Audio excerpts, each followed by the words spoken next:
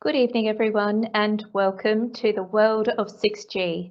My name is Marina Yastreboff, and I am the current president of the Australian Society for Computers and the Law.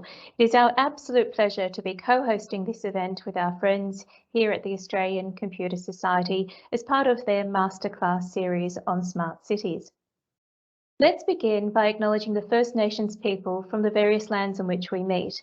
For me, it's the Bedigal people of the Eora Nation. I pay our respects to their elders past, present and emerging. Although we're only starting to see the rollout of 5G in Australia, 6G is in rapid development. It is anticipated to offer 10 million devices connectivity per square kilometre. That's at least 10 times that projected for 5G, and the user experience data rate is 1 gigabit per second. 6G will likely see an acceleration in machine-to-machine communications, M2M, virtual and augmented reality, and use of devices that use artificial intelligence and machine learning. This will all be unimpeded by restrictive data rates and the increased proliferation of IoT devices, which are expected to exceed 24 billion as early as 2025. This evening, you'll hear from 3 distinguished speakers. They will provide short presentations followed by a panel discussion and open Q&A. If you'd like to participate in Q&A, please place your questions in the chat function. Just a reminder, the session will be recorded and we ask that you keep yourselves on mute. Now for our first presentation by distinguished Professor Jay Goh. Jay is the Director of Global Big Data Technology Centre at UTS and the Fellow of the Australian Academy of Engineering, as well as a Fellow of the IEEE. Amongst his many awards is the recipient of the Australian Government Engineering Innovation Award and CSIRO's Chairman Medal. He has been named as one of Australia's most influential engineers. Jay is a world-leading researcher in ICT and has held many senior positions in this field, including at CSIRO and within industry, including Siemens, NEC and Fujitsu Europe. Jay, you have been at the forefront of the development of wireless technology systems for many years now. Please provide a brief description of 6G technology and why it is so different to earlier generations. Thank you, Jay. Thank you very much, Marina. Good evening, everyone. Thank you, everyone, for sacrificing your evening from Australia to discuss about 6G with us. So I will start my presentation by describing what 6G is. Well, there is a short answer and long answer. The short answer is definite. We know it's the next generation beyond 5G, but that doesn't help much. The long answer could be very long. Part of the problem is that at the moment, the 6G wireless communication network standard has not been specified. Actually, to be more specific, what 6G might look like is still in the vision state. So about 2 years ago, I joined a group of international experts on wireless communications from Europe, from America, from China, from all the places to write a joint paper about our vision about 6G. So in that paper, we look at 6G from various angles, different angle to slice apple, if you like. But this is what I'm presenting is just one way of looking at it. From this angle, we see there are 4 major components in 6G technology. The first one is global coverage. It's a universal global coverage we are envisaging. So by this, we mean there will be the coverage in the sky, on the land, on the sea, everywhere all the time. So to achieve that, we might remind ourselves that currently the 5G, actually from 2G to 4G to 5G up to now, is mainly terrestrial network, so only for land coverage. Going to 6G, we envisage there'll be coverage by satellites, by maybe high altitude platform, UAVs, And there are also actually coverage for the sea. So that's kind of the first component, global coverage. The second major technology component is that up to now, we have been focusing on microwave frequencies. 5G includes a new component, which is the millimeter wave. Going to 6G, there'll be terahertz frequencies which have been used, and optical frequencies have to be used. The reason is that in order to achieve the super fast data rate, as Marina mentioned, the current spectrum will not be good enough to deliver all the data rates and the bandwidth we require. The third technology component would be various applications driven by artificial intelligence and the big data. The fourth one is very strong privacy and security. So this strong privacy and security will be underlined by two technologies most people are working on right now. The first one is AI. The second one is blockchain. You probably have heard of blockchain more recently because it's one of the technologies underpinning the crypto currency. Next one, please. Next page, please, Mark.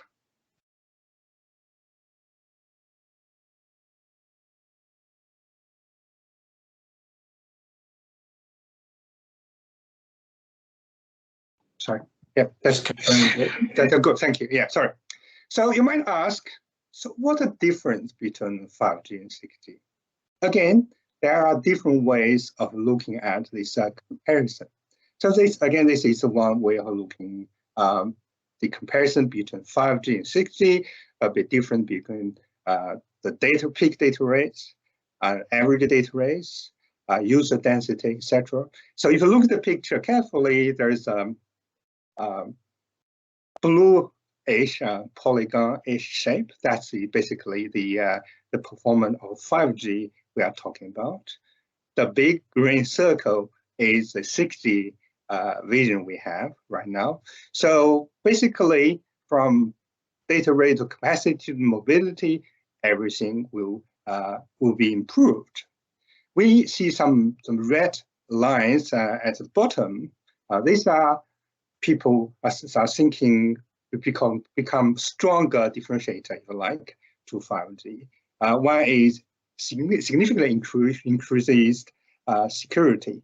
The second one is coverage, I mentioned earlier, the intelligence level, because the latest development in artificial intelligence, machine learning, etc.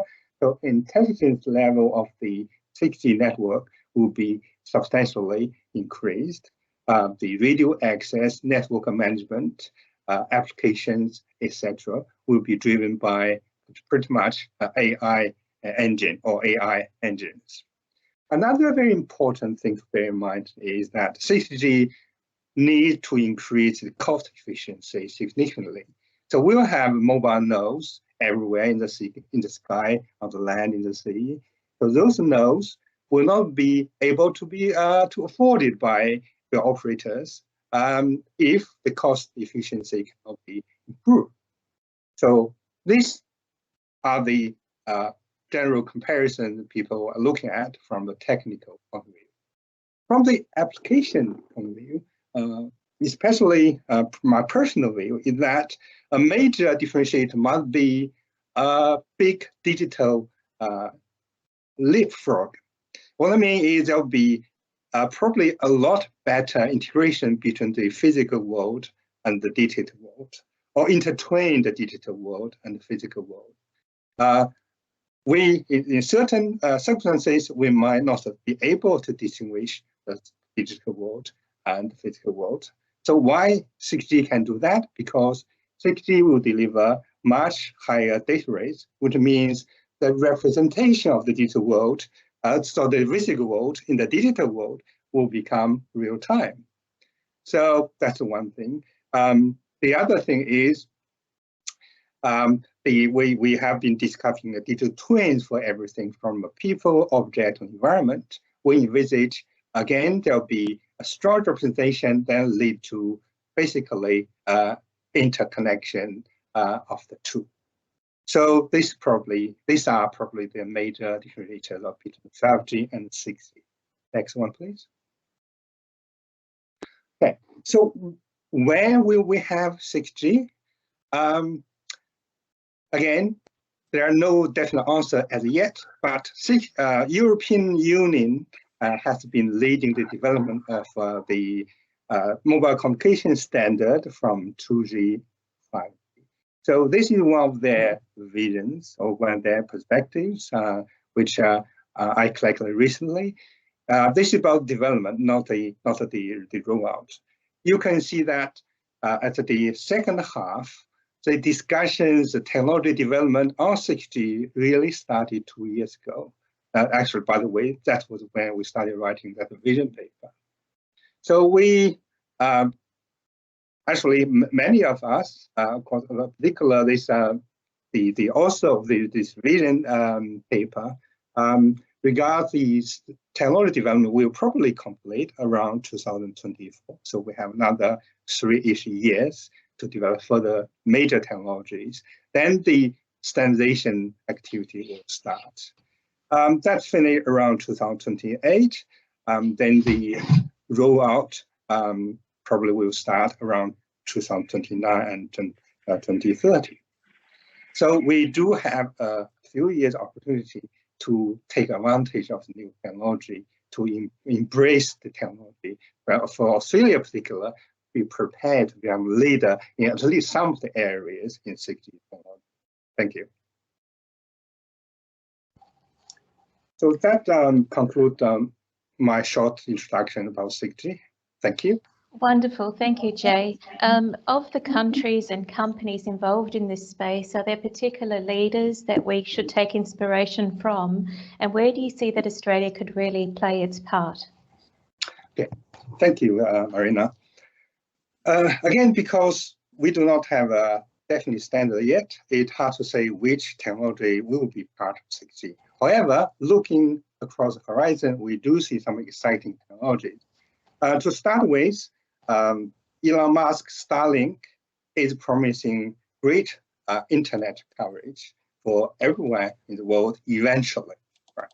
However, the question is, they might, some of them have calling that 6G already, but they definitely not build any international standard.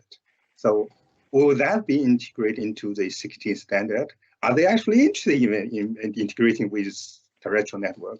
That's what we don't know. However, this is a great piece of technology we need for 6G, not necessarily Starlink per se itself, but the low orbit satellite technology for providing coverage or everywhere in the world. So that's something definitely worth watching. The other group is in Europe. As I mentioned earlier, European Union has been leading the standardization of previous generation mobile networks. They have started doing great work again. So definitely we need to collaborate with them closely in order to make impact. So these are the two groups. I understand that China also started pushing it about 2 years ago, but I don't know the current status. Thank you. Thank you, Jay. Mark, sorry to trouble you. Is there a way that we can make the chat notices quiet? Is that possible? No, that's on an individual. So in your settings, you can mute that yourself. Thank you. That's very good to know. And anyone else who has the pleasant little beep every time there's a question that comes up, you may also want to find that setting. Thank you very much, and thank you, Mark. It's probably a good time to thank Mark. Mark is in the background making this all happen for us. Thank you, Mark, for making the time as well. Yeah. So sorry. Oh, sorry, Jay.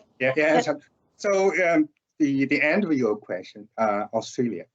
I would like to say that although we are a small country, our investment level in this area is typically small. However, we are making some impacts in the wireless communication world. Altman, for example, has been a very influential figure in our community. At the UTS, we definitely regard ourselves as a technical leader in some area like antennas, blockchain, and joint communication and sensing. We are working with other universities like Sydney Uni, USW, also with the help of working Altman, and also because of legacy relationship with Europe, we have been collaborating with European groups very closely on 6G. So definitely we are there and we have the potential to make an impact. The other thing is 6G is supposed to revolutionize some the industry sectors like logistics, mining, agriculture. Definitely, Australia is well positioned to benefit from 6G technologies. It's more a matter of taking the leadership, develop the applications and technology early enough so we can ride the wave, so to speak. Thank you. Fabulous, thank you, Jay, and lovely to see that our researchers here in Australia are making such an impact. Now, if I could please turn to Ian.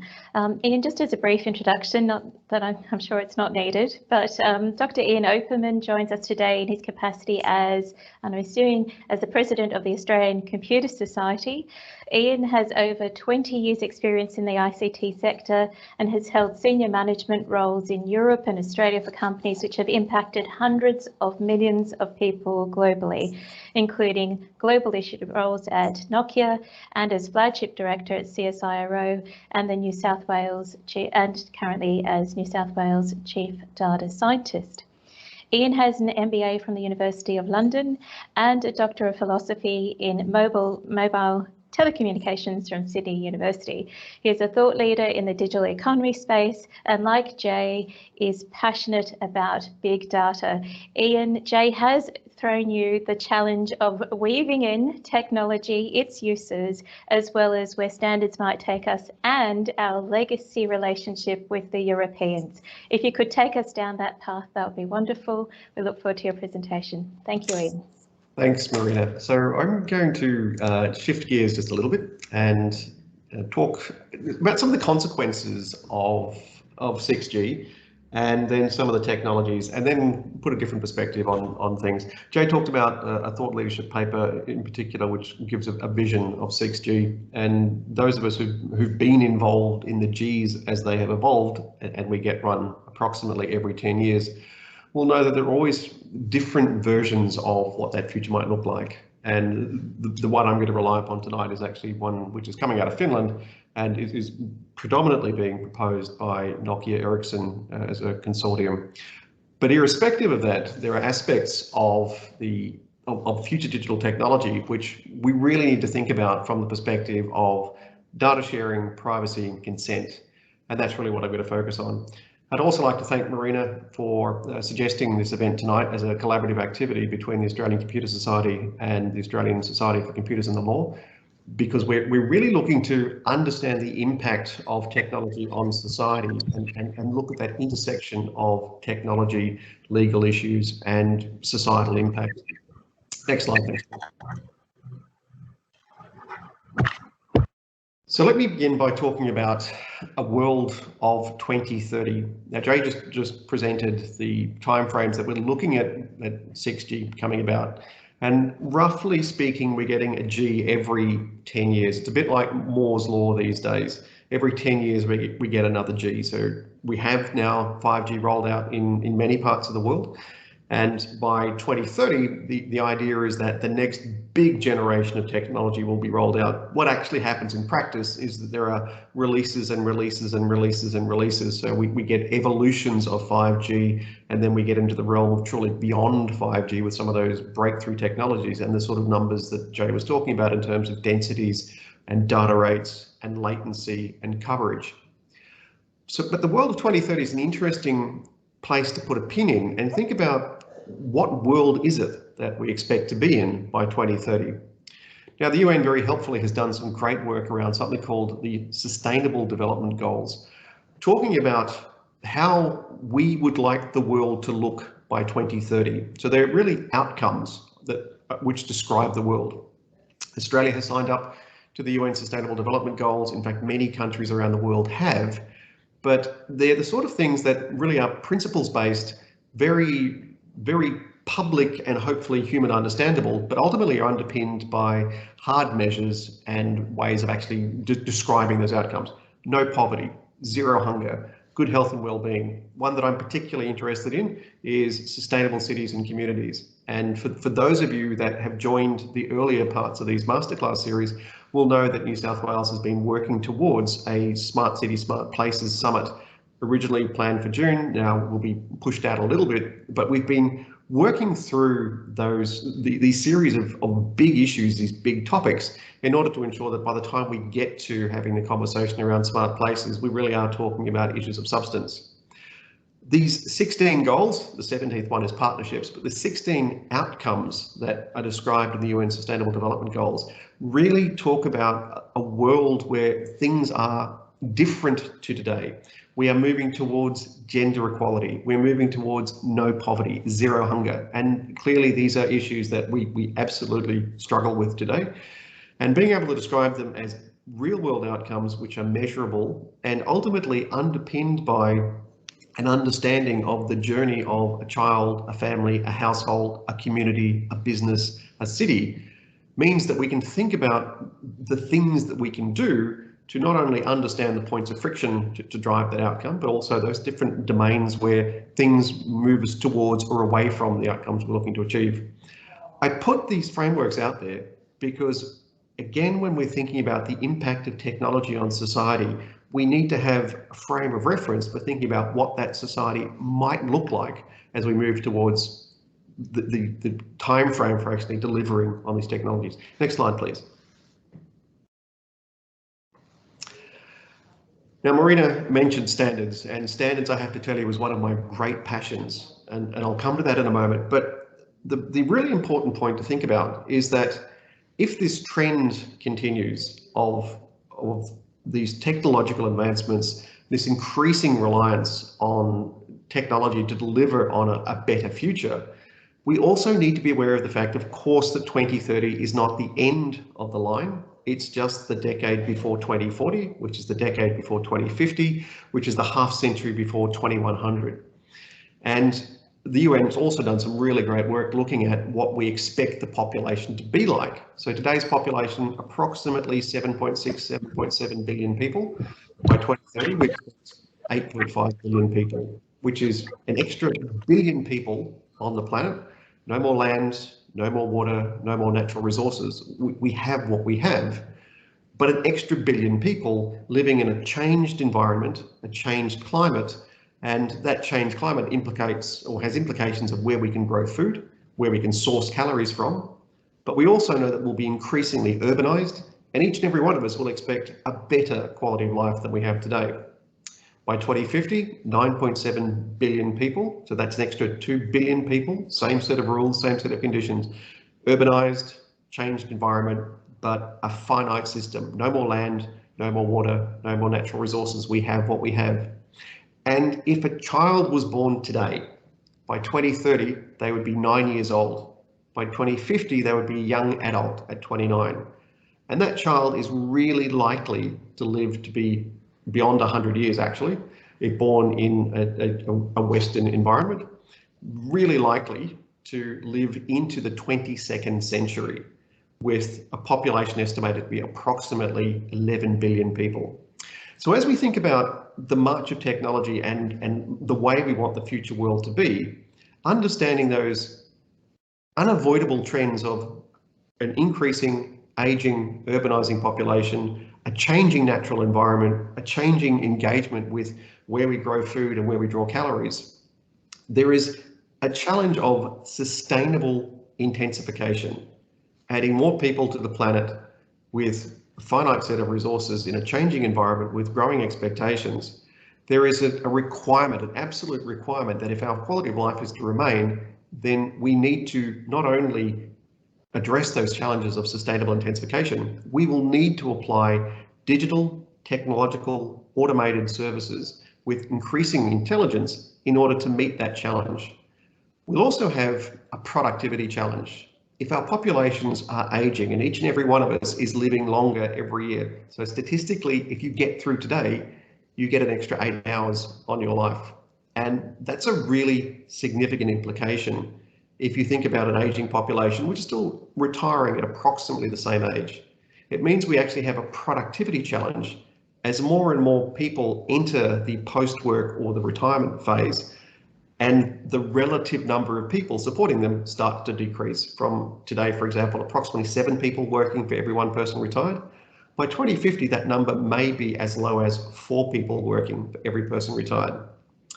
So technology like mobile communications, which has been demonstrated to have really substantial impact on economic productivity, about how we do business, how we engage, how we socialize, how we operate, and our own productivity, the march of that technology will continue to fundamentally underpin that sustainable intensification and that digital productivity uplift that we need as we move into the world of 2030 and beyond. Next tab, please, Mark. So back to the world of standards, just briefly. There are a whole new set of standards that we're looking at, which talks about how we can address these challenges of an increasing reliance on increasingly connected, increasingly digital, increasingly smart world. And those standards areas touch on things like security, seamless operation, guaranteed operation, green operation. Currently, it's estimated that the use of data centers represents approximately 2% of the world's total CO2 production, and a similar amount of the total energy budget for the world. And we may not be willing to keep that ratio increasing over time, so we may actually start to expect systems to become increasingly green. We also expect systems to be trustworthy. The number of steps between my action making a phone call, my action pressing a button, my action responding to a service, to all the different steps in the network that get to that service delivery, that service provider, will increasingly increase in complexity in the number of different devices which are involved in that transaction. So the ability to trust that the network, the system will operate the way I expect without producing harms to me or to anybody else is increasingly important. But the one I'm particularly passionate about is privacy preserving data sharing, which also touches on issues related to consent. And that will be the focus of the remainder of this presentation. Next slide, please. So here we go. Let's talk about some existing technology which is being looked at to scale up in order to deliver on the promises of 6G. So we all know about the smart home, and we've all heard about the story of the connected Internet of Things home where the toaster talks to the refrigerator. I honestly don't know what a toaster would say to a refrigerator. Do you want toast? And I'm honestly not sure what a refrigerator would say back to a toaster. But the early ideas of a connected home are clearly quite cool. If you think about smart lighting in a home, you walk into a room, light turns on, you walk out of a room, light turns off, you go to bed, the light turns off, if you wake up, the light turns on. That's very easy to think about that as a personalized service, which potentially also saves energy. So only the energy is used when you need it and when you're in the proximity of that environment. And you can imagine that as a smart lighting service provider, that the little amount of information which is captured would allow you to do some optimization of the energy delivered to a suburb or the energy delivered to a city. So you can do local optimization, and you can certainly think about savings and efficiencies associated with only delivering that service when it's needed to be delivered. In this case, it's an energy service or a lighting service. But what if your ability to connect to the smart home starts to extend to a lot of other devices? So one very obvious opportunity is that if your smart fridge and your smart toilet are connected to each other, and your smart toilet is analyzing your body chemistry and giving you real-time feedback, that not only could you know this about your health, but your toilet could talk to your refrigerator and say, next time he goes for the chocolate bars, steer him towards the fruit, or steer him away from something, or drop a suggestion, do a nudge. Tap please, Mark. And so what it means is you can actually start to get some really personalized services which will potentially benefit you, but also which are increasingly taking advantage of that little bit of de-identified information about you to create services which are optimized for you. But staying with the communications theme for just a little bit longer, some of the researchers looking at the world of 6G, or one of the dimensions we're looking at, is how to ensure ubiquitous connectivity. So how to ensure that even at what we used to call the edges of the network, you still get reliable access and reliable connectivity. And so one of the ideas is that every device potentially can be a retransmitter or a hop for every other device around it. So if you couple that with the thinking that the devices start to disappear and, for example, are woven into fabric, your communications device is woven into the fabric of your shirt, or woven into the material of your shoes, or even built into the environment of your house, then your shoes or your house could be a hop in a network. And so the question is not just about those sensitive issues of your body chemistry being analysed and your fridge offering you advice. There are now issues around, do I consent genuinely?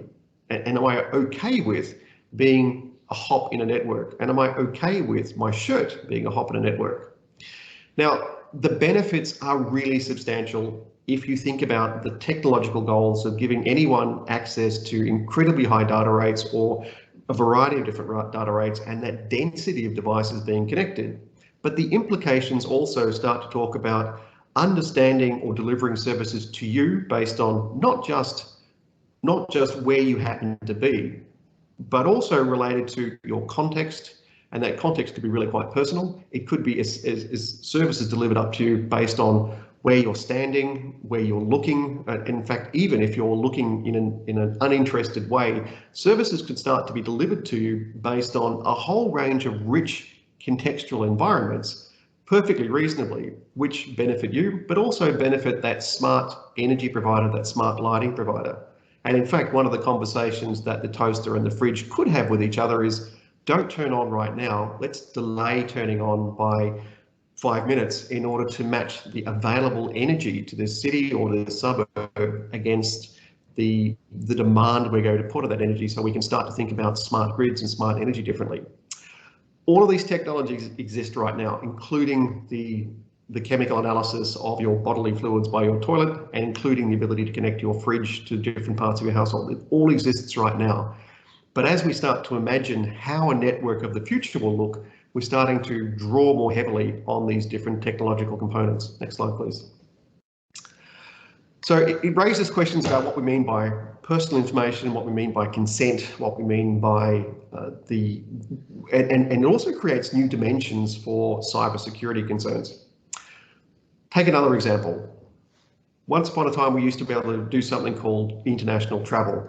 And if you get off at the airport in South Korea, in Seoul, and you walk along, you'll find these really cute little robots there offering you advice. If you interact with them, you ask them, how do I get to Terminal 1? You speak to the robots, they will work out what language you're speaking, they will give you back an answer. And they're clearly a gimmicky application of autonomous intelligent devices. But we are starting to see autonomous intelligent devices used more and more in manufacturing, in agriculture, and in a whole range of other areas, including healthcare. And again, if we think about that aging, urbanizing population, the demand for increasing reliance on intelligent autonomous devices will certainly increase. And we know that they can augment human capabilities, and we know that they can be used in a whole range of different areas. Just tap on, please. But rather than just interacting with this device in an autonomous way, or in a way which it guesses what language I'm speaking and implies to me the language that it believes that I'm speaking to it in, what if the robot could directly interact with my Wi-Fi or Bluetooth enabled devices, read my calendar, understand my contacts, appreciate the fact that I had a meeting in a city in the southern part of South Korea, and offer me advice about how to get there? But then what if that optimization of the service delivery to me was actually based on the robot's needs, not my needs? So what it was willing to give me depended on its energy levels, or it depended on the number of other people that were around it, rather than personalization towards my needs. And what happens to all of the data that I'm offering that robot around people like me, or around the particular needs that I have? And is it actually okay that data forms part of the robot's future knowledge base? And so a few fundamental questions we really could ask are, first of all, can we tell this is a robot? Does it matter that we can tell? How is this robot qualified? Who's responsible if the advice it offers me is actually not accurate or not correct? Can I trust it? What is happening to all my data? And in fact, how informed is my consent? If I say, yes, access my devices, for example, the implications of all of those different Wi-Fi or Bluetooth enabled accesses could actually be far more profound than what I think it is. Next slide, please. And the last example of existing tech, which we might think about, are actually drones. Now, drones appear to be fundamental in the future thinking around mobile communications. Drones allow mobile hotspots to be offered. They allow coverage to be offered in situations where there's disaster recovery. And increasingly, we are seeing drones being used in communication systems for short-term burst communications, but also for surveillance and in agriculture and for safety. The folks at UTS have developed some really powerful drone applications which look at automatic shark detection in the water, or drones that drop life vests to people who are in perilous situations with a little ripper. And I personally think they're kind of cool. Next slide, or tap on please, Mark. But those exact same questions start to arise when we think about the use of drone technology. So just imagine that me or someone in my neighborhood is a really heavy user of mobile communications. And so a drone parks itself above my house and it parks itself there all day. Now, is that something I can consent to, or is it something that I can object to? And is it actually my personal space if there's a drone sitting above my house?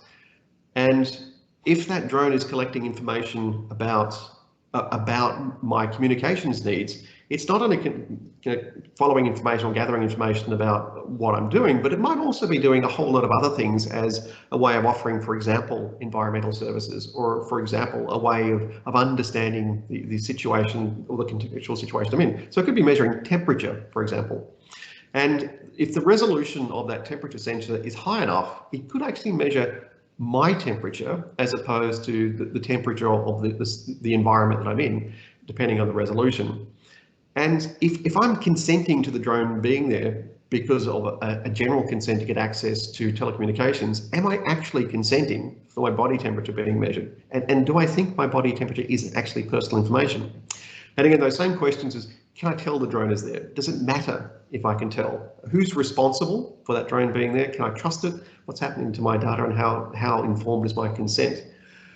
Again, these questions may seem a little overblown, but as we push forward from today to think about the infrastructure, the components, and our interaction with technology in the world of 2030, and the reliance on increasingly complex systems in order to deliver the anytime, anywhere, high data rate, wide range of services, highly personalized services, which are also locally optimized, it's inevitable that we will rely on autonomous, digitally connected devices. And so some of these questions about what do we mean by privacy, what do we mean by consent, and what are the new potential surfaces for cybersecurity, the attack surfaces, where are they? So the sort of questions that really are only starting to dawn on some of the thinking around where the technology is taking us. Next slide, please. So I mentioned that there is a large research initiative that kicked off in Finland in 2018. It was the first 6G flagship program anywhere in the world, but now there are several other perspectives being brought to the table. Principally, it was the Nordics, so Ericsson, Nokia, and a community built around that. And the flagship is looking at a range of different enabling technologies, from wireless devices and circuits, distributed computing, and services and applications. Next slide, please. But fundamentally, what we are trying to do is think about the future of the 6G business ecosystem. All Gs are complex and they rely on a great deal of investment in order to push those data rates, to push that interconnectivity, but also to identify where the business benefit really comes from. GSM had such a profound impact on personal communications, but it also impacted businesses. When I worked at Nokia in Nokia Networks, you could actually see the impact on the gross domestic product of a nation as GSM was rolled out, and India was a great example. You can actually see a genuine uplift in the wealth of the economy as mobile communications started to become more readily deployed. We've seen that in 3G, we saw it in 4G, we see it in 5G, and now we're really starting to talk about smart factories, smart systems, a whole range of different areas. But as the Gs have moved on, we're starting to see different businesses and different business propositions being created. And this slide talks about the resources, the matching and the sharing, and the demands or the needs. Once upon a time, you made a call to another person and it was person-to-person communications. Subsequently, you made a call or to a device, or you accessed your smartphone to access a website, and there was a transaction that was created. Now what we're talking about is data everywhere. We're also talking about a network that has no center. So it's not a centralized system. You talk to a base station routes and comes back. We're talking about a broadly distributed, very heterogeneous network where there is value created based on the demand for a service, the demand for data, the demand for some application, the matching and sharing that takes place within that network, and then the assets themselves. And those assets could be services, it could be a human being. We don't forget human beings are still in the system somewhere. It could be a website, or it could be a data parcel itself. And so the thinking behind the 6G flagship idea is that there are now new business opportunities or new value creation opportunities, which talk about a lot of intermediaries rather than just a traditional caller and an end user, or a caller and a website, or an initiating application and a responding application. Next slide, please.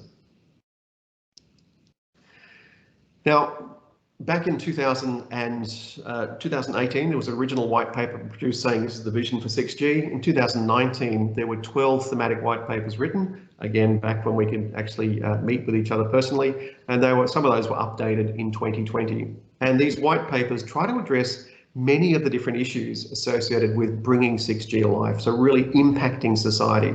The first relate to 6G and the impact on the UN Sustainable Development Goals.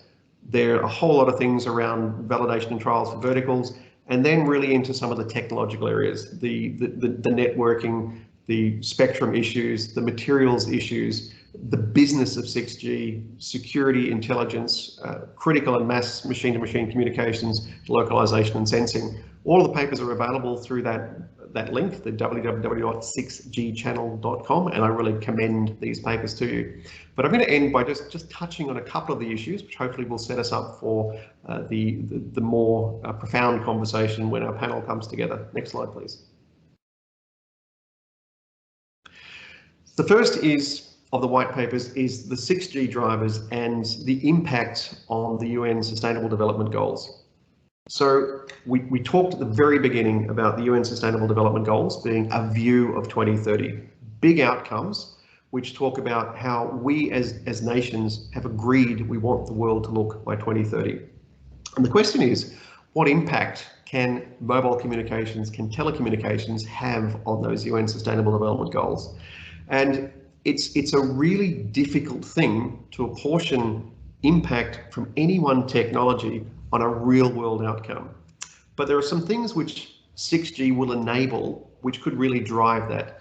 I mentioned that GSM had a profound impact in many parts of the world, not just how we socialize, how we engage, but also on businesses. Markets were created through the use of SMS, bookings were made, commitments were given. It's a really early version of really simple interaction based on what used to be 160 character conversation between a buyer and seller, or between two parties, or between a small number of parties. As we've moved along, the ability to connect devices to markets, to individuals, to do secure banking, have fundamentally moved how society started to operate. So the idea of then looking at the impact on the UN Sustainable Development Goals of 6G is to take all of those components, intelligence everywhere, data everywhere, sensing everywhere, actuating everywhere, so making things happen everywhere, processing everywhere, and connectivity everywhere, and thinking about how that could create value in hyper-local specializations, or local, or wide, or regional, or global.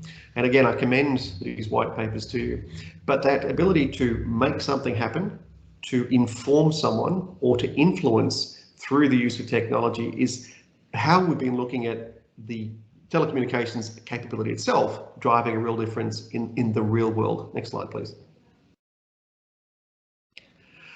And just a little bit more of that, so no need to go into great detail, but take any one of the UN Sustainable Development Goals, quality education, access to knowledge, access to a whole range of things for communities which are challenged with electricity supply, are challenged with access to reliable, affordable forms of education services, and look at how you can leapfrog some of those challenges with the access to mobile communications. So it really, if you work all the way through those different sustainable development goals, you can look at the indicators and how strongly the communications technology can influence. This is all the positive stuff. Next slide, please. The less positive stuff speaks to those challenges of trust, of security, and of privacy. And I know Peter will talk a little bit more about some of those aspects, but what I wanted to do was just set it up. We know that if we've got a really complex network with many, many steps between me holding, in fact, me not holding, me wearing a shirt and communicating to my friend on the other side of the planet using my shirt, my invisible woven into me technology, there are many, many steps that will go between my shirt and perhaps my neighbor's repeater, going to a base station, going to a range of other communications, and connecting to my friend, that require me to trust the network and trust a network that I can't possibly understand and that I would never know all of the components of. And if during that call with my friend, actually what I also want to do is a banking transaction, or I want to transfer some money, or I want to authorize something, a whole lot of multiple parallel services will need to flow through that network, and it needs to be trusted. It also needs to be secure, and it also needs to only reveal enough information about me that I consent to being revealed of me, and I need to understand that it's being revealed. So that issue of body temperature is something that wouldn't normally be part of what I would consider to be my personal information, but is increasingly a demonstrator of the sorts of biometric, biological, personal, contextual information which might be released. Who I'm with, when I'm at home, where I am standing in my kitchen, are all contextual bits of information that typically we wouldn't have thought that hard about in terms of privacy. Next slide, please. And another one just to highlight is localization and sensing. So we have all benefited over the years from increasing ability to localize and to navigate and to find our friends, find a supermarket, get directions from where we are to where we want to go. And the ability to increasingly, in a hyperfine way, localize and sense the world around us comes with great opportunities. It means that we could talk about, with millimeter precision, the ability to identify where I am, where someone else is, where an object is. And that's really important if you're a smart car driving down a road at 100 kilometers an hour. The ability to rapidly, reliably, to deliver that information about where something is can be really powerful. And of course, those hyper-localized services can also mean that we can deliver some really powerful personalization, but also local optimization. One of the things that we've talked about in 6G is really, really fine beamforming, so that just you get the energy from a base station just to your phone, and it doesn't go anywhere else. It doesn't go to your neighbor, which actually delivers physical layer security and also reduces the total energy consumption required. But that localization also means that's you are in this location at this time, and potentially these are all the relationships around you. So it opens up challenges around, again, privacy, security, and consent. Next slide, please. So what I wanted to do today was to offer you a perspective about where 6G is beyond 5G, approaching 6G is heading. Try and highlight some of the not so much technical aspects, but some of the aspects around consequences of privacy, of data sharing and consent, and hopefully stimulate a conversation about the sorts of systems and processes and protections we need to put in place in order to ensure that the utopian dream of 6G that Jay talked about, and which we hope will inform the UN Sustainable Development Goals, will actually be a utopian dream and not something which the pot has boiled and we as the frog forgot to jump out. Thank you. Fabulous. Thank you, Ian. I hear myself twice. Try this. Okay. Yeah, thank you for your presentation and mentioning the Australian Society for Computers and the Law. It's an absolute delight to co-host this event with the Australian Computer Society, and particularly that you raised the Sustainable Development Goals. One of our key objectives is to create sustainable law, technology and society. They can't be separated anymore, especially if we're building in code within devices or the way we transact. It's all related, and that's what your presentation certainly spoke to me about.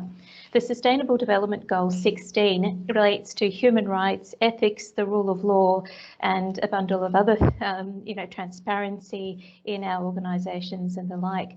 And on that theme, we now have Peter Leonard who will speak. He is a leader in the world of data and technology also. He's a business lawyer and principal of Data Synergies. Peter, who is one of the founding partners of Gilbert and Tobin, is an expert advisor to many global and Asia-Pacific data communications and technology clients. He holds many leadership roles, including as chair of several leading privacy, IoT, that's the Internet of Things, AI and ethics committees, and has an Australian and overseas, both here in Australia and overseas, including the Australian Computer Society's Artificial Intelligence and Ethics Technical Committee. So, Peter, it's now time for your thoughts on the legal, ethical and other human rights, or just rights in general, aspects of this new 6G world that we'll be walking into. Thank you, Peter. Thanks, Marina. And look, it's a great pleasure to be here with Marina, Jay and Ian, as ever. I'm at Lane Cove, which is Camaragal country, and I actually live on a little bay called Woodford Bay. And the reason I mention it is that it was the site of the first permanent European settlement on the northern side of Sydney Harbour.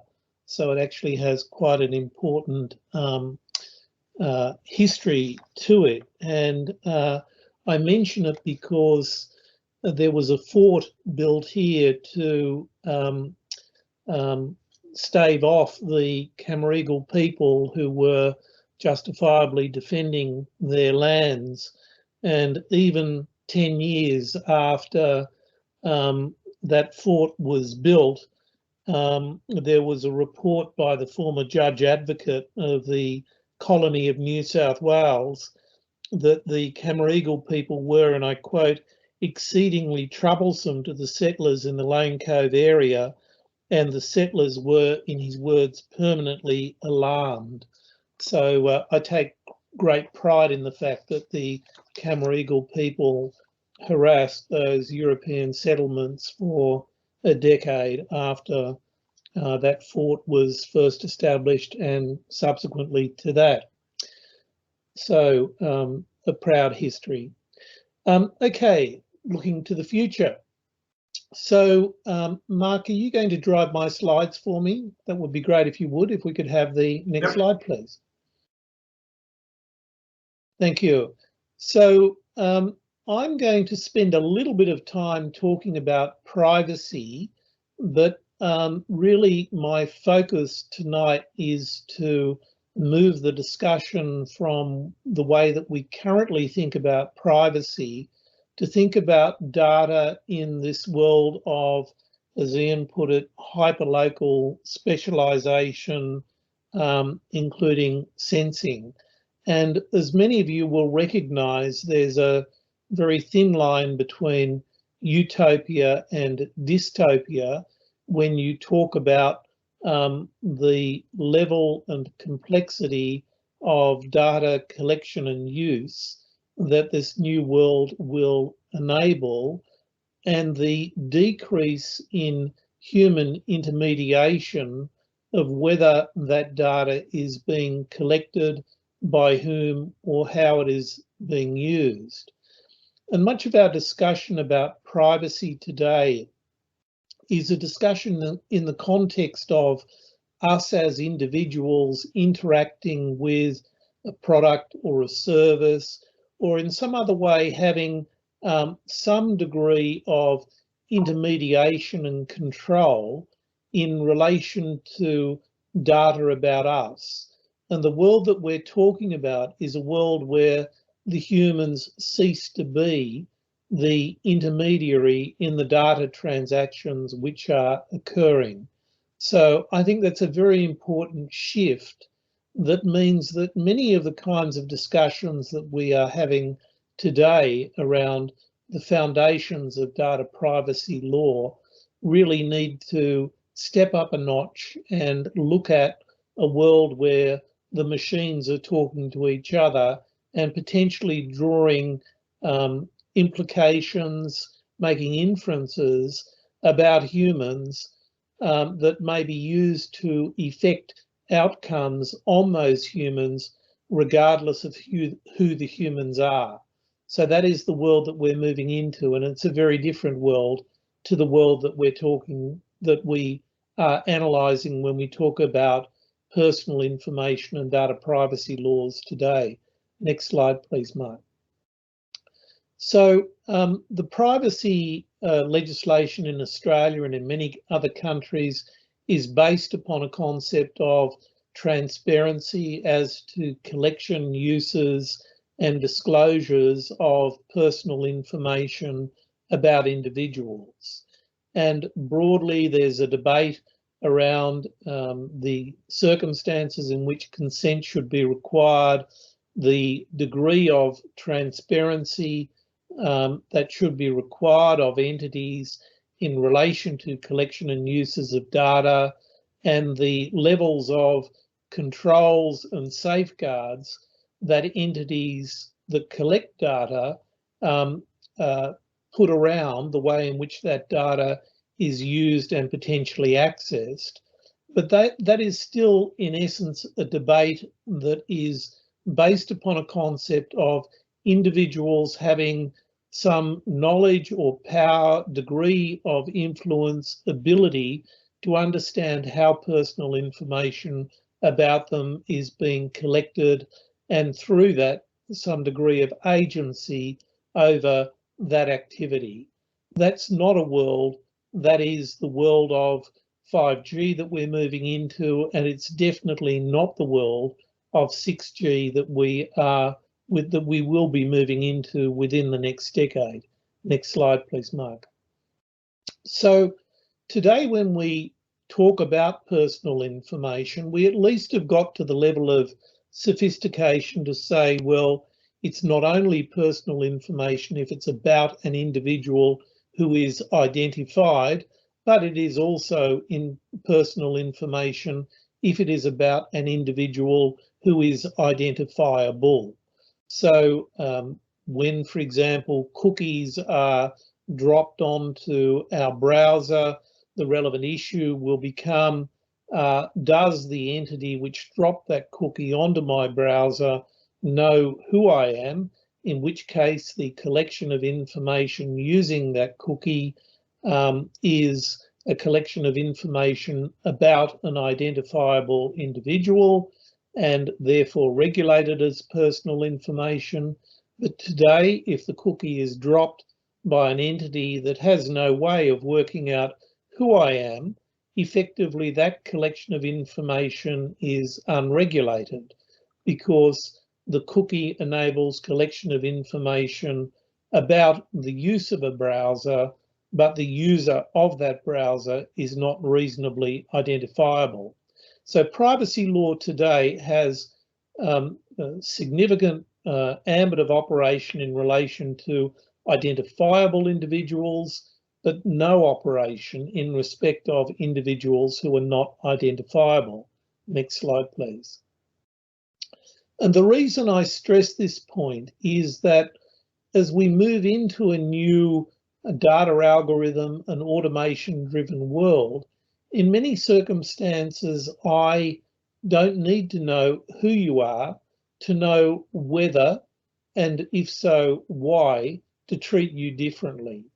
So in other words, using device identifiers and other means, if I can work out characteristics about you that I can then use to treat you differently from others, I have an ability to treat you differently from others, even though I don't know who you are.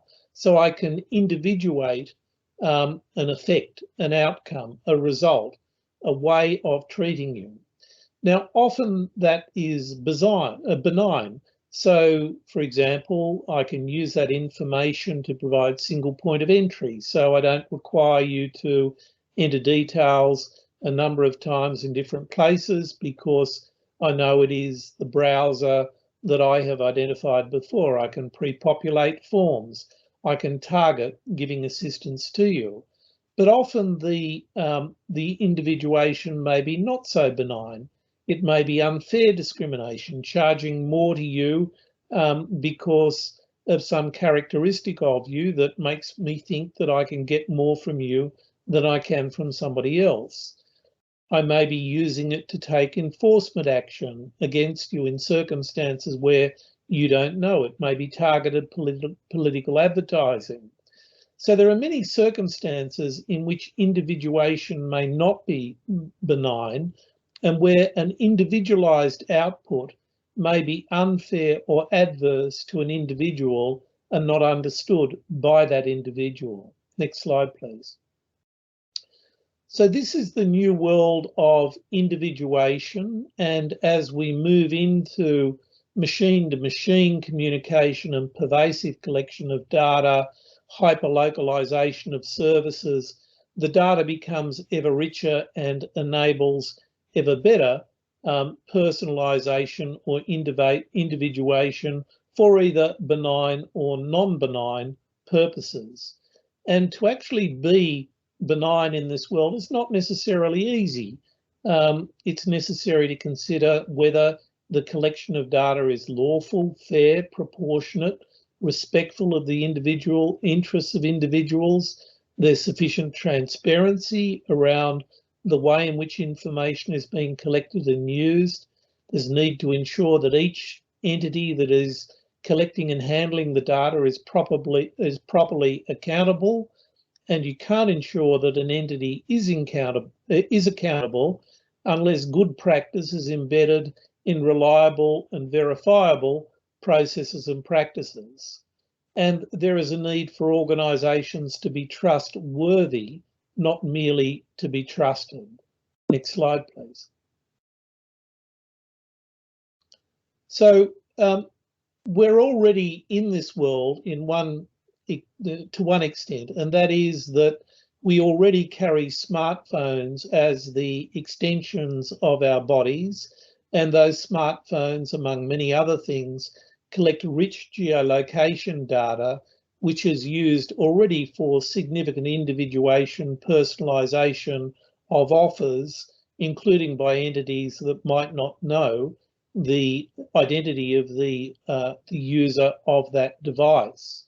But there is a very important difference between that kind of geolocation data associated with a smartphone that is directly associated with me and the new world into which we are going. Next slide, please.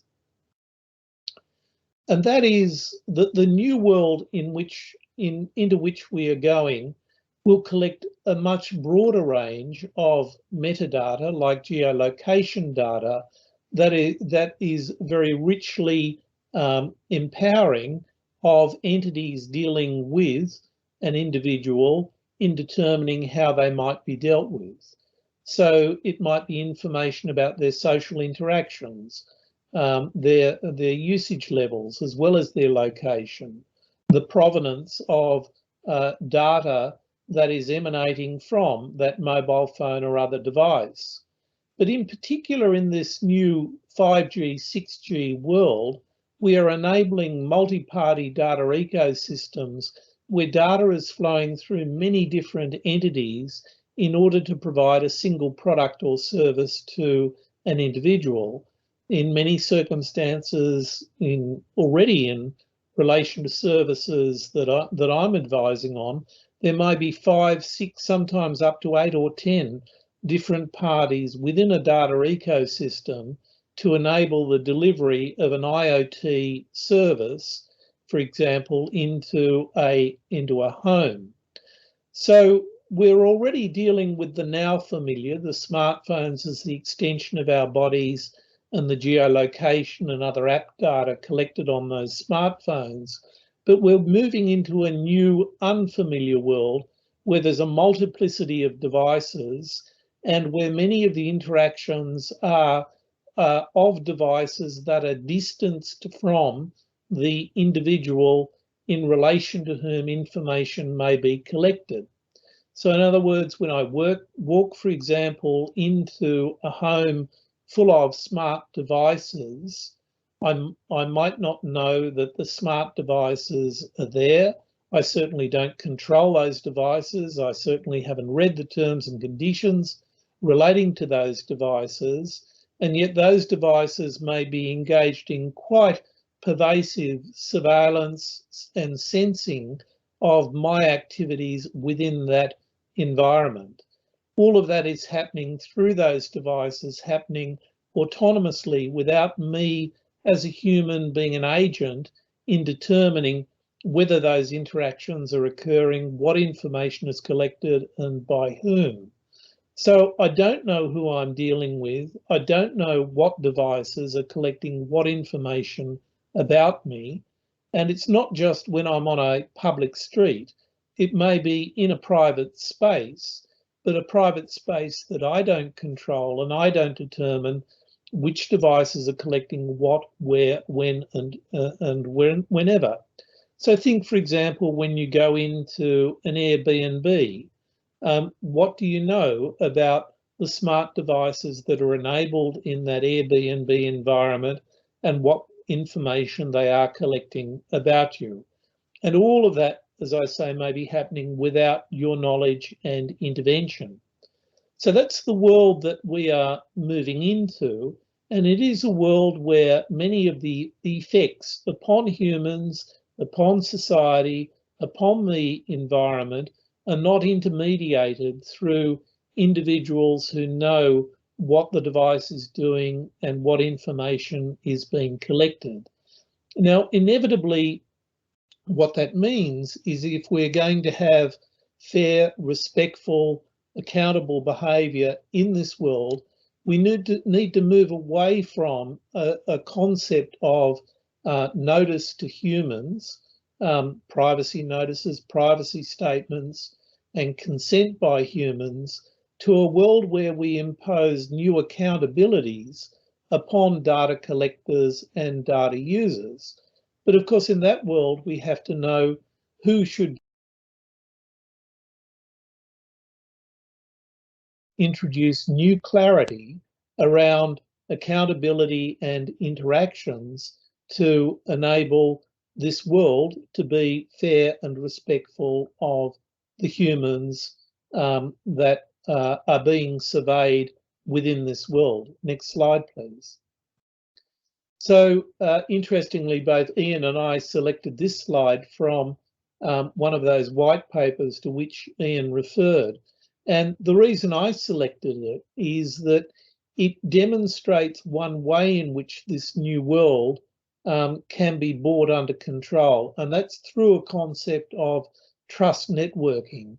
So in other words, trying to devise technical and operational controls and safeguards and guardrails that determine the ways in which information is shared by devices and by humans within this world and under what terms.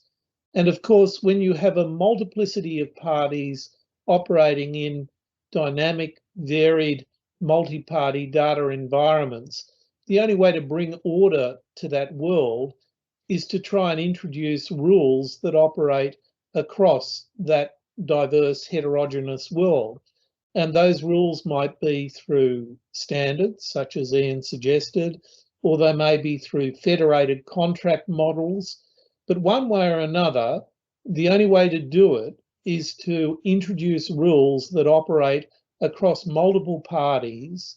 And that is not a world like the world that we live in today, which is in essence built on a concept of a human interacting with an entity and exercising through transparency, notice, knowledge, a degree of control over how information about that individual is collected by that entity. So if we want organisational accountability in this brave new world that will be enabled by 5G and then 6G, we need to find ways to network trust, to establish trustworthiness across complex multi-party data ecosystems. And that is a whole different world, of course, to the world in which we are today. Next slide, please.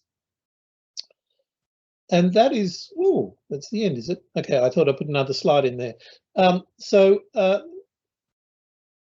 is one reason why, when you look at what Europe is doing around artificial intelligence, Europe is proposing to introduce a whole new body of regulation around fairness and accountability and transparency for artificial intelligence and other advanced data analytics applications.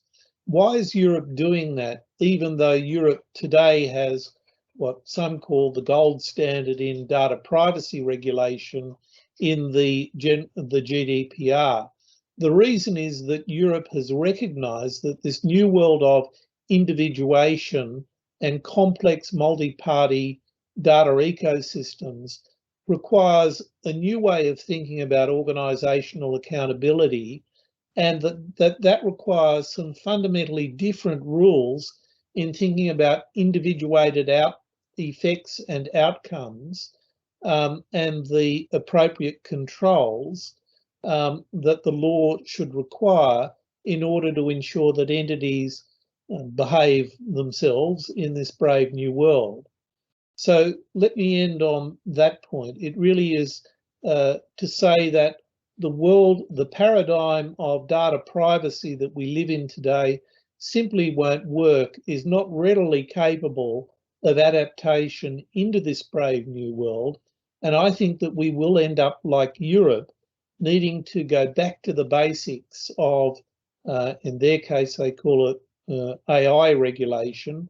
In my case, I'd call it regulation around individuated effects, and ask what is fair, reasonable and accountable practice in uses of devices to collect information about individuals that may be used to effect individuated outcomes on those individuals, regardless of whether you know who they are or you don't. Thank you, Marina. And thank you, Peter. If I could ask, please, for our panelists to all put on their cameras and unmute themselves. Let's have a discussion on some of the themes just raised. Thank you, Peter, so much for raising the issues of trustworthiness, of rights, of the fact that we no longer have a central way of dealing with things, that data is, to pick up from you, Ian, that data is everywhere, devices are everywhere, connection is everywhere, processing is everywhere. Let's explore first this idea of trustworthiness. How is it that we can create trustworthiness, and who ought to be responsible for creating this system of trustworthiness? Is it the individual? Is it the state? Where does that responsibility rest? Well, I don't think it can start with the individual, because, I mean, we have spent the last hour and a half describing the complexity of this world, and you just can't ask individuals to intermediate this complexity. And the analogy I like to use is that when I walk into an office block in the Sydney CBD, I don't need to first check the building certificates or ask whether the building was built to building standards. I rely upon the fact that there is a standards authority and a building inspection process intermediated by government to make it safe for me to walk into buildings in Sydney CBD. And I ask the question, why should we think any differently about the 5G, 6G world? And why should we expect individuals to understand this very complex world that we've described? They shouldn't have to think about it. Yeah. So is it a preference towards standards then? And Ian, you might want to jump in on this. Are standards the answer here, or are the risks so profound that we should really be looking at regulation? So a little bit of both. So the existing mobile communications frameworks are very heavily standardized. Anecdotally, the standard for GSM, if you printed them all out, you could jump over it. The standard for 3G, you would have to build a ladder, but you might get over it. At least 3G as originally described. The standard for 4G, you could probably take an elevator to the top of the stack of paper, and the standard for 5G would reach almost to the moon, almost. And that's a very rough anecdote. But the idea is that that systems are becoming so complex that they must be standardized. They must be standardized from a range of different perspectives. Interestingly, the question about trustworthiness is an active area of standardization right at the moment. And the question is, what do we mean by it? It's something that I've been particularly keen for Australia to take perspective on. If a system behaves the way you expect, that's a trustworthy system. If a system does not harm or harms in a known way, then that's a to some extent that's a system that you can trust to behave in a certain way. And then you need to think about how you use that system, and if that system is a knife or a gun, to take a simplistic example, you can do harm with it, but you know how you should use it, and therefore the safeguards put around it. But no telecommunication system exists in Australia without regulation. Even Wi-Fi has regulation around maximum transmit powers and a variety of other sort of uses. So the issue of trust ultimately must come down to the standards-based system to say this system behaves the way we expect it to, that's the right power levels and so on, and then regulation. The area that I think is opening up is the impact or the implications of this technology. And this is a little bit like the argument around AI, and a little bit around the argument of essentially the use of data. There are larger potential implications because we're able to do things at greater speed, with greater fidelity, or in ways we've not been able to do before, which have implications that we should have a larger societal conversation because this technology enables. But at least for now, where we're heading, I think the standards and the regulation working in harmony are important. But I personally flagging that there's a bigger conversation to have around appropriate use of technology. Jay, could I turn to you, please? Because Ian raised this idea of part of trustworthiness is knowing what to expect and having the device or the system or the network functioning in a way that we expect it to.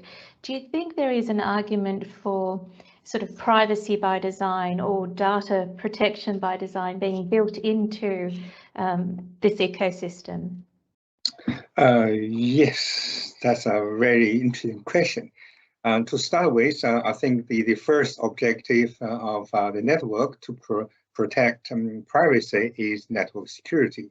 That's the role of the standardization. The 6G network has to be secure, very resilient against cyber attacks. That's a starting point. Trustworthy definitely is something the standardization body can work on.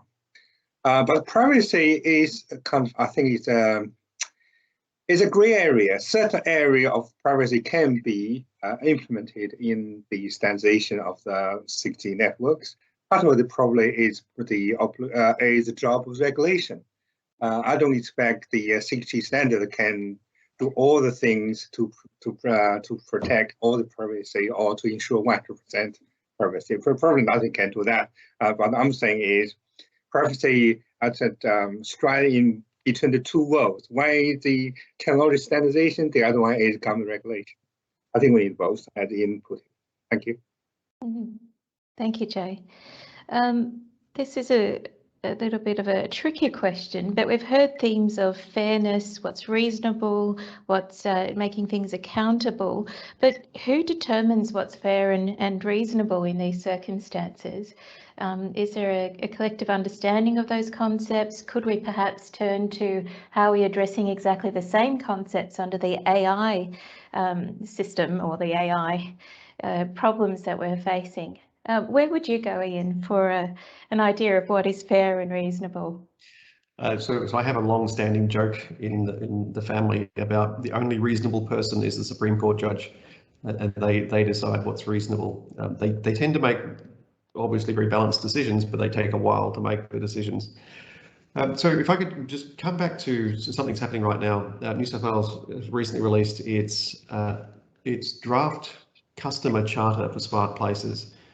And as we increasingly connect cities and places together, and we use increasingly amounts of data to understand situational awareness, but also to deliver services, that use of services needs to be appropriate. So we've put out the customer charter draft and said, please tell us what you think. And so that's a process of, hopefully, we've described the outcomes in principles, in the form of principles. We've said this is what we mean by those outcomes, this is how we're going to measure them.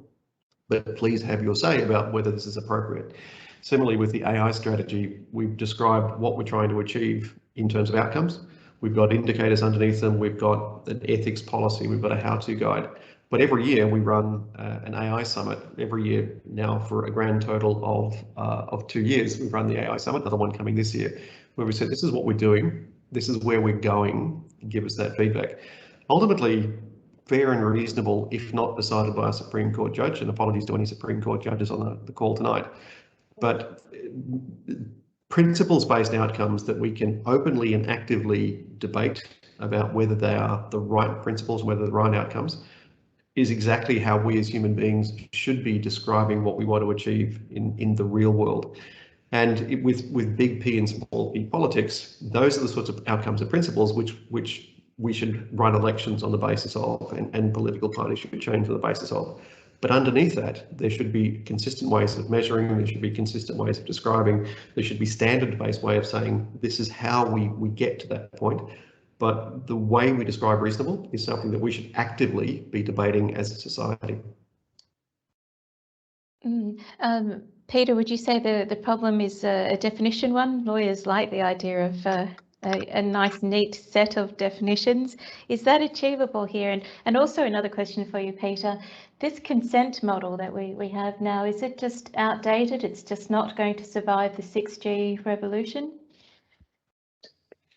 So I'm a believer in reserving consent for those really important decisions in life where consent matters, like whether I get an AstraZeneca jab or not. But I just like to note in passing, I see a question in the meeting chat from Fred Chilton. Hi, Fred. How can we expect authoritarian regimes in the criminal world of the dark web to observe the standards? And I just want to pick that up in the answer to this question, because the answer, of course, as Fred well knows, is that we can't change what authoritarian regimes or criminals will do.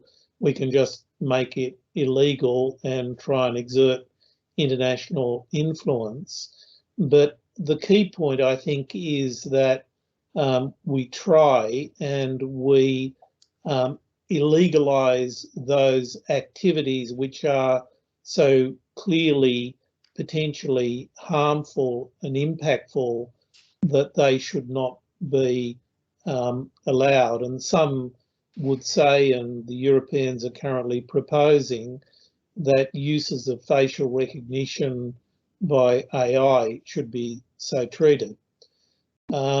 So I think what we do is we take a graduated approach. We look at those particular applications that we're so nervous about, either because of the risk or level of impact, that we don't want to allow them until we figure out at least how to control them. Then there's the intermediate class where you might call it the amber zone, where we require organisations to undertake a careful review, and we should often, in that circumstance, require transparency as to the review that they undertake.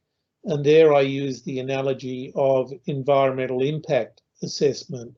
We don't allow organisations to go and build enormous factories with significant environmental effects without requiring them to undertake and publish an environmental impact assessment. And then we rely upon the publication of that assessment as a control exercise through, amongst others, environmental activist groups over what an organisation might do. So transparency has a very important role in accountability, regardless of whether you ask individuals to consent, because what transparency does is enable advocacy organisations, civil society organisations, governments to know what's going on out there and whether organisations are taking a detailed, holistic review of what they are doing. So when I argue against extending requirements for consent and putting further burdens on individuals, I'm certainly not arguing for lower levels of transparency. Indeed, I'm arguing for just the opposite, cranking up the levels of transparency, but not so that individuals are given an additional burden of reading all that stuff, but rather getting it out there so that civil society organisations can review whether the impact assessments that are being done by organisations are adequate or not. And ideally, one of the things that we will be developing AI to do is to help us critically review those impact assessments and work out whether they're worth the weight of paper that they might be or not. Thank you, Peter. We have around half an hour left on this call, and I was wanting to open it up to the Q&A from the floor. Mark has told me that what normally happens at this stage is if you want to ask the question in person and switch on your camera, that you're very welcome to do that as well. Please do so. Maybe put up your hand. Ian, you've been through this before on Teams. Do we ask people to put up their hand and we pick them? Oh, we can also pick questions out of the chat function. I did. Oh, sorry, Ian. Question out of the chat and invite them to invite the folks. Oh, okay. Otherwise, I'll have like my beeping scenario at the start of the session. It looks like I haven't set it up correctly. Okay, well, I did promise to read out, Janine, a number of your questions. Is there one in particular that you'd like us to raise? If you could reproduce it, please, at the bottom of the list, that would be great. And thank you for being so active in the chat. Janine, while you find your favourite question in the chat side of things, Peter, I can see a question here regarding blockchain that you may like to comment on from Janine. How important will blockchain and distributed ledgers and the like be in this new world where, it's device-to-device communication? Oh, gee, I'm actually the wrong person to ask because I'm not a blockchain believer. That's the beginning of a very long conversation rather than a very short answer. Part of the reason that I'm not a blockchain believer is that I believe that it is one of the least sustainable technologies that I've seen in the last decade. And in a world where we're talking about sustainability, if somebody can show me a sustainable blockchain, I might begin to get interested.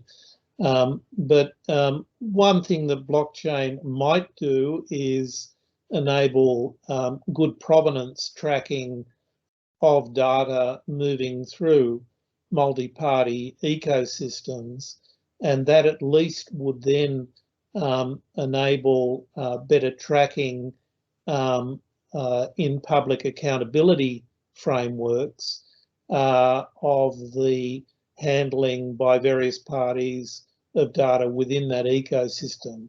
So I think blockchain is interesting as one way to do provenance tracking, and provenance tracking is very important in this new world. but I'm sure that Ian and Jay will tell us that there are other ways to do provenance tracking as well. And I'm certainly not a big proponent of blockchain until somebody shows me how to do it without heating up the planet. I'm happy to offer my perspective, Marina. A major part of 6G will be distributed systems, as Ian pointed out. For distributed systems, trust, transparency are fundamentally important. And to this end, currently many researchers are really employing blockchain technologies to deal with transparency and trust issues in distributed systems. So the answer to the question is yes. Whereas Peter's concern about sustainability, I guess, is to do with the energy part, right? If that's the case, I think we can deal with it. This is kind of different from the use of blockchain in cryptocurrencies. It's more like keeping the transparency up rather than data mining or as we use for cryptocurrency. Yeah, look, just let me agree with Jay. The current way that blockchain systems have been established for cryptocurrencies, you effectively have 4 strong cars pushing each other in towards each other, and one of those cars is slightly stronger than the rest, and eventually the whole thing moves forwards. So it's just a really inefficient way of designing a distributed system, but the principle behind distributed systems is actually quite okay, and there are some really interesting advances in the scalability of systems to avoid the supercomputing challenge. So I'm going to say I agree with Jay that they will be very important, but not the way we've been using it at the moment. It literally is like tearing up $100 notes in order to find the $10 note stuck in the pile somewhere. Yeah, excellent. Then to add one point, Scott, Ian raised the scalability issue. One of the limitations of current blockchain technology is scalability, because the capacity of blockchain is kind of limited. So if you use it at a localized level, then blockchain is fantastic. But if, let's say, use it globally at the same time to deal with one unified network, then probably won't work, or some innovation has to happen. Thank you. You mentioned the environmental impact. If we're looking at sustainability, and one of the goals, of course, is climate protection, is this the equivalent of putting that smart toaster in the smart fridge and then letting them have a discussion in that scenario? Is there a big environmental impact, either from employing blockchain in this context, or the 6G, any aspect of 6G that we have to be mindful of now, and hopefully build that into design to make sure that the environment isn't adversely affected, or at least managed? So if I could just jump into that one. So I mentioned that the data analytics of the world, or the data centers of the world, are responsible for about 2% of CO2 emissions at the moment. It's a bit of a rule of thumb number. And of course, if we expect things to become increasingly smart, increasingly connected, then that doesn't increase linearly. It increases at a somewhat exponential rate. And so my working hypothesis is that we just won't accept the continued energy budget of the planet to be directed towards doing Google searches or doing analytics. And if you actually understood, if we all understood how much CO2 was released associated with the energy associated with a search, and we had that CO2 target there, then we'd probably make fewer internet searches, or at least we'd treat them more carefully.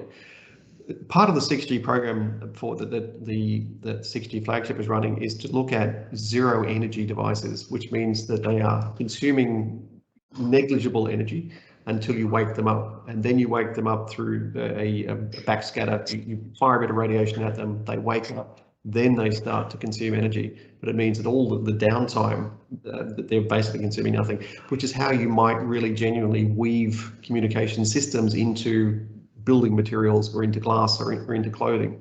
So, and there's also a lot more views about the use of energy harvesting, so movement of devices and so on to energize devices again. So, long story short, but the energy consumption will not go unchecked. The budget, or the component of the planet's energy budget, will not keep going as we continue to drive more connectivity. So some pretty interesting and fundamentally different ways of thinking about the cost of communication, the cost of analytics, the cost of AI will certainly be built into 6G. Excellent. This is a nice segue into, oh, sorry, Jay, was it? Sorry, just to add Yes, some extra points in addition to what Ian elaborated. Currently, the mobile communication network or networks are consuming a lot of power, contributing significantly to the CO2. So this is a problem well recognized by the mobile telecommunication industry and the research community. Going into 6G, this I'm confident will be addressed adequately to reduce the power consumption. So one thing which can help is the distributed system potentially can reduce the transmission power of the base stations. That way, potentially can reduce the energy consumption, therefore reducing CO2 production. The other thing I would like to say is maybe 6G can even help. The reason being we are talking about ubiquitous coverage. In many areas we want to cover, there's no, let's say, power supply, right? We have to use natural resources. That might be a stimulus for further green technology creation. That probably will have impact on other areas of industry, therefore reducing the CO2. So the third area I would say is there's some push for cost reduction in 6G.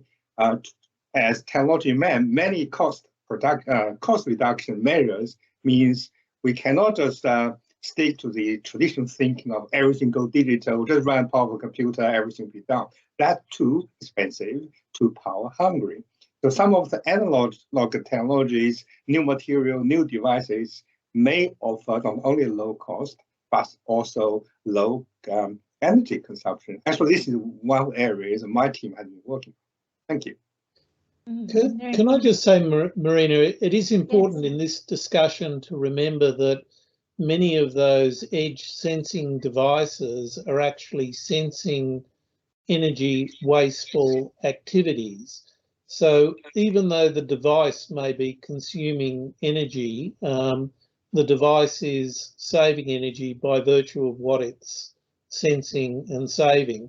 So when you look at this from a total energy budget point of view, it's a very complex analysis. And to make it even more complex, as intelligence is moving to the edge, we should be moving less data up into the center for processing. So we have some developments in technology that are assisting to reduce the data deficit here as well. Maybe if we just switched off all unwarranted surveillance, we could save a whole lot of energy and do the right thing by each other as well. But that's just a thought. On the idea of, and then we'll go to Jeanette's question, which is also environmental. Point which I haven't mentioned. One of the cool technology which we have been leading just by chance is joint communication sensing, meaning currently, we use 5G, 4G, and 3G so on for communication only. Going to 6G, one is the major push is to use that network for sensing as well. So that can have substantial impact to society. For example, if we sense the environment using radio signal transmitted by wired transmitters, then we have some knowledge of the environment, but we don't necessarily know whether it's any individual in the environment. So therefore, we preserve certain privacy. So replacing the video camera surveillance, for example, it's a radio surveillance with certain privacy preservance. Privacy preserving radio sensing as a part of 6G network. Which is fantastic, you know, preserve privacy, preserve the environment, all together. Sustainable development goals, a few of those being ticked. Thank you for those insights. We have another question, which was from Janine, in relation to this idea of renewables and what happens to the existing infrastructure and the resilience of remote communities in response to climate change events. Would anyone like to take up that question? It's there in chat with 2 ticks if it's easier to identify. So what are the current lead times for establishing microgrid management for ICT and the renewable power management to give remote communities better autonomy and resilience to climate events? Would anyone like to take the challenge of that question from Janine? We can take questions on notice. Sure. So let's just say they're getting better. I guess it depends a little bit what's exactly meant by the question. Thank you, Janine, for the question. Establishing microgrid management of ICT and renewable power. So getting, as we saw in South Australia, having energy storage based on batteries is becoming much faster to roll out.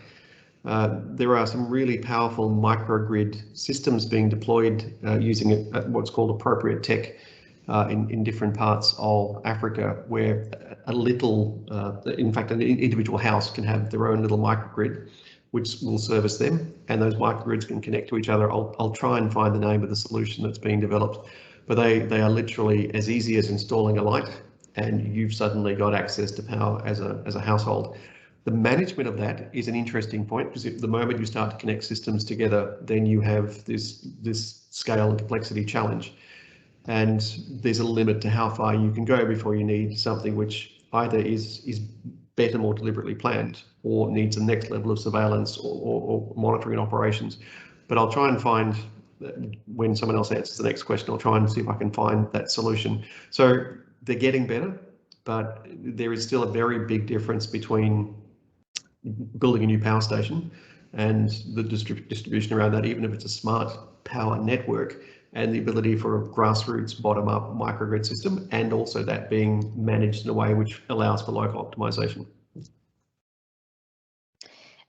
Thank you, Ian. Peter, Peter or Jay, we have a question from Peter Vogel regarding the 2% of energy consumption. Could you please share your views on that? And I'm hearing myself twice. I'll put myself on mute.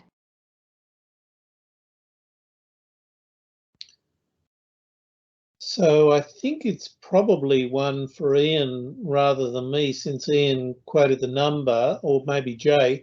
The question was, how much of that 2% world energy is consumed in data processing, brackets Google search, versus data storage, brackets Facebook memories? I have no idea. The question is being asked by Peter Vogel, who I suspect probably has a better idea than I do. Peter, have you got a view on that? Do you know the number? That's mean, Peter. Oh no, I know Peter well. It's quite mean of me to give it to Peter. I don't know the answer. Peter says no, just guess it's storage. I suspect that it's vastly more storage than processing, but I actually don't know. Felicity, I'd like to turn to your question now, where you speak about decision making. Would you like to ask this in person? Understanding, of course, this is a recorded session. Your question relates to power and structural systems within society, how decisions are made. Peter, Leonard, is this one that you'd like to tackle, the idea of the fair algorithms, but they can be deeply political or culturally entrenched standards. In essence, Peter, how do we make the world a better place with 6G and not make it turn into the dark side of 6G?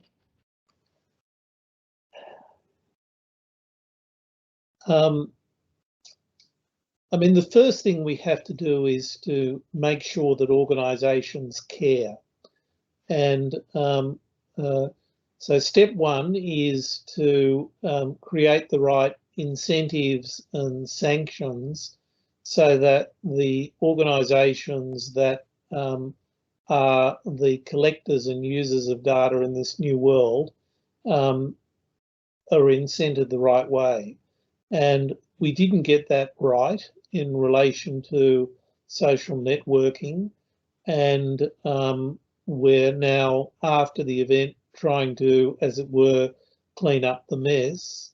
And we can't afford to not get it right in relation to 6G because of the pervasive surveillance and individuation of outcomes that this technology will enable.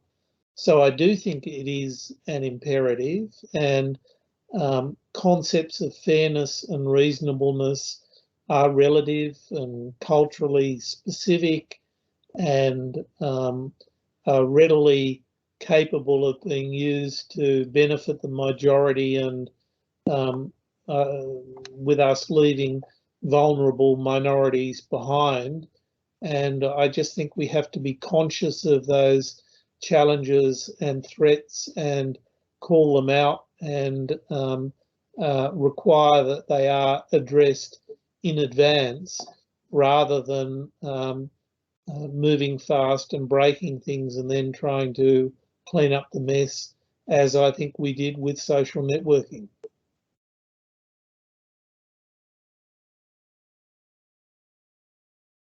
Ian or Jay, would you like to add to that response to the question? So Peter referred to the famous quote of "move fast and break things." In New South Wales, we've adopted the attitude of move deliberately but cautiously forward. It's inevitable that we're going to use increasing amounts of data to deliver services. It's inevitable that we will increasingly need to drive that sustainable intensification of that productivity, that digital productivity, through use of increasingly automated, increasingly digital, increasingly connected. So by moving deliberately but cautiously, by putting in place hopefully a level of transparency where we say this is what we're doing now and this is where we're going, we get that feedback and get those red lines identified. We've also created a couple of really important advisory groups. There is one which is the AI Advisory Committee, which I'm pleased to say that Peter accepted to be on, and they provide that friendly criticism back to New South Wales Government. We've also got a Smart Places Advisory Council, and there's soon to be a Trusted Identity Framework Advisory Council directly to the Minister to ensure that that next big tricky thing around identity is something that is the friendly criticism is given to direct to the most senior people inside government.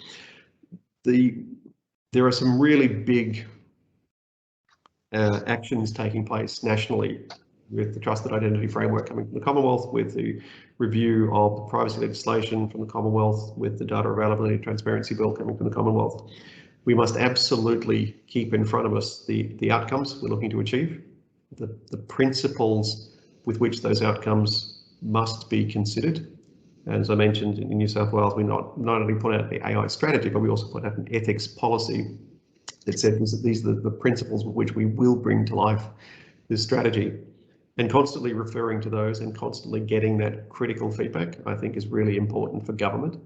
But I think also to the point that Peter made around social media, increasingly, in order for us to responsibly move forward as a society, some of those same safeguards need to be either built into legislation or built into frameworks that perhaps a regulator might follow, or look to assure.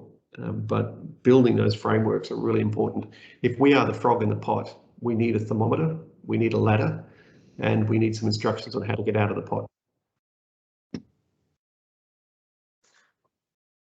Thank you. We have, it's probably time to wrap up now, but for each of the speakers, if you see a question in chat that you feel we have time to answer, please find your favourite. Jay, we have a question here from Olencio. about what is the transition strategy to 6G? Will it be disruptive or backward compatibility? Do you have a view on how the transition will occur? So I'm not too sure about what backward compatibility means, but perhaps you have an insight there. Yeah, that's a very good question. If we have a trust in history, trust in people and government, up to now, every new G transition has been smooth. So every new system has to be able to handle the previous system. For example, 5G, currently we have 5G, we have 4G. So 5G has to be able to work with 4G. Sure. Similarly, 6G has to be work 5G, perhaps even 4G as well. So the technology is disrupting in the way that it will disrupt certain, let's say, business models, the way we think, the way we operate. But it's not going to disrupt the infrastructure. The infrastructure will support the smooth transition, I believe. Thank you.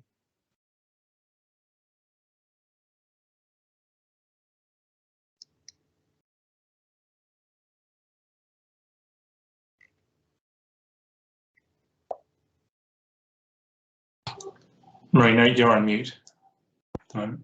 Yes, that's right. I am talking to myself. Thank you. Sorry, Ian or Peter, did you find a question that you'd like to take and run with, and then we'll have closing comments from all. There is a question here about the least developed countries. I thought that was worth exploring. There is not equal access to technology or to enabling technology. Is this going to be a problem going forward, and what can we do about it, especially given that the Sustainable Development Goals are front and centre of this discussion? So if I can jump in with that one, the last international standards meeting I went to, the plenary of the JTC one, was in New Delhi in October 2019.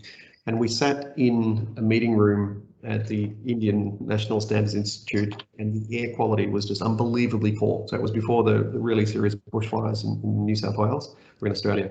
Air quality was unbelievably bad. And we sat through 5 days of this meeting, and the question was asked, what are we doing as a standards making body to ensure that the UN Sustainable Development Goals are being met? And I was really surprised with the answer from every nation on the planet. Almost was represented. There was no representative from North Korea. There was a few other countries that didn't send representatives. Every country was represented, and the room was split between those who thought that because we were developing standards in the world of ICT, that we were impacting all of them, job done, and those who said too hard, don't do it. And the arguments put forward from the too hard group were that no one would actually have the political will to bring about the changes necessary. And we're in New Delhi, which is a great example of a modern city with incredible wealth and incredible poverty side by side. And we're in this environment where we're choking as we sit there and breathe the air in. And the response that I have been formulating since then is that if we need the political will, of course, but we also need to understand the mechanisms between an action that's taken and those frameworks of doing it ourselves, commissioning others to do it, influencing, understanding, or needing to be aware of these areas exist. So ultimately, I think we need to build the frameworks, and we need to understand how those frameworks can translate to different environments. There will always be differences in access to technology. There will always be differences in advantages. That's inevitable.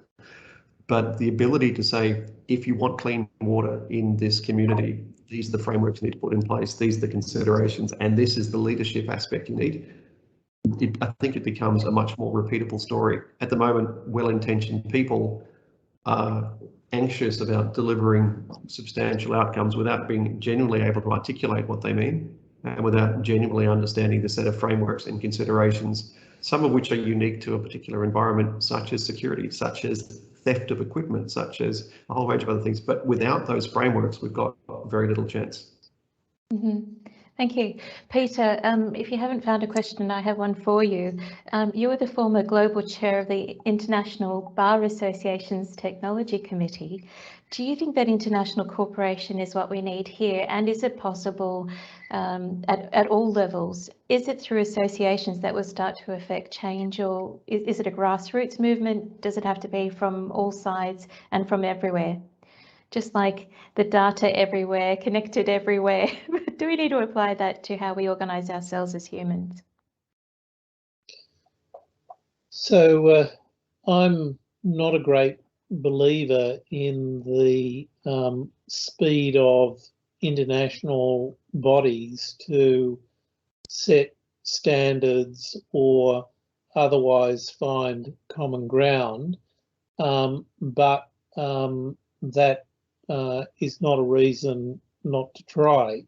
And the starting point always should be for us to define what Australians regard as good or best practice, and then to test that view against comparable other countries, and then to test whether that view should be moderated or changed in order to ensure as wide international standardisation as possible, because generally we're too small to do things ourselves, and we want to build world-class businesses, and the best way to do that is to build relatively standardised international markets. So it's in Australia's self-interest to bring the rest of the world along to what we regard as good practice, regardless of our responsibilities to the planet and less developed countries. So to that extent, I'm a believer in international standardisation, but beginning at home, and then trying to take what we develop as our view of best practice to the world, and constantly testing it against what others are saying is best practice, and trying to build internationally interoperable markets. Brilliant. How about we do this? We have just a few minutes on the dial. I'd like to go from Jay to Peter, then to Ian. Just some final comments, please, and let's make them positive, as it's always nice to end on a positive note. Jay, to you first, please, your wrap-up comment for this evening. It's been 2 hours. We've done a wonderful job here, and hopefully beneficial to all those who attended. Jay, thank you for your wrap-up comment. Thank you. 6G offered us a great opportunity to innovate, to lead the world in certain business sectors. As a small nation, we have to start our action early in order not to miss opportunities. I'm sure 6G will benefit a lot if we work toward it. Thank you. Thanks, Jay.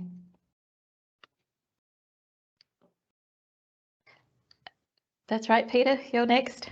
Thank you. Oh, look, I think for the very reasons that we've discussed about heterogeneous devices, complex data ecosystems, many opportunities for new services, this is a fantastic world for small countries like Australia to find niches where we can do things really well and take them to the world stage. And every day I come across new startups in Australia doing fabulous things with advanced data analytics and IoT applications.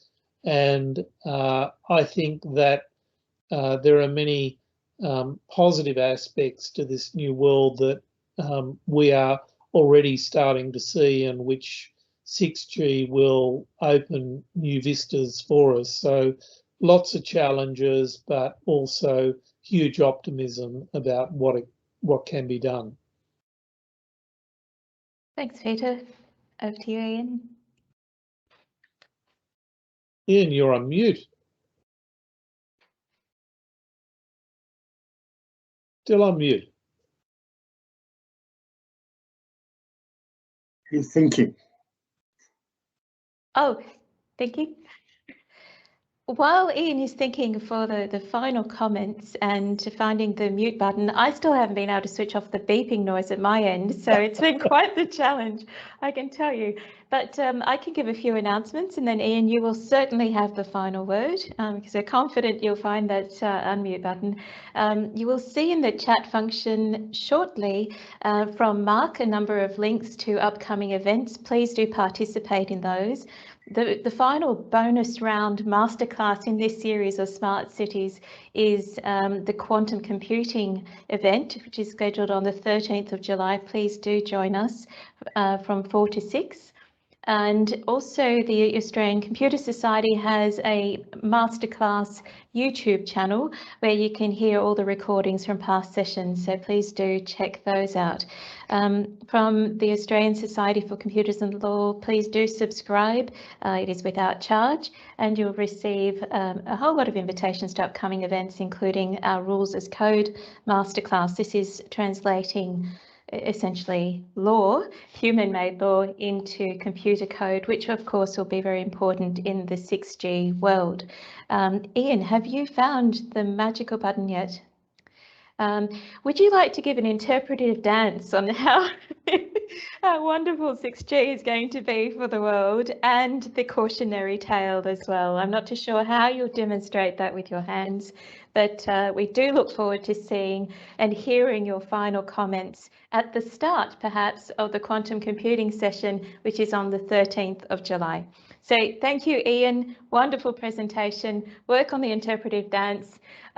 Peter, thank you very much for your time. 2 hours, fabulous. And Jay, for starting us off and also seeing us right through to the end with your wisdom. We're all very grateful for your time. And Mark also being in the background, posting things like crazy in the meeting chat. There's a lot of admiration coming from the audience. So for our dear audience, thank you for participating today. We hope you did find it a beneficial and interesting conversation, even though Ian is still quiet. You've said your piece, it's okay, Ian. So this has been very enjoyable. Please come again and enjoy quantum computing in just in around a week's time. Thank you. Take care, everybody. Bye.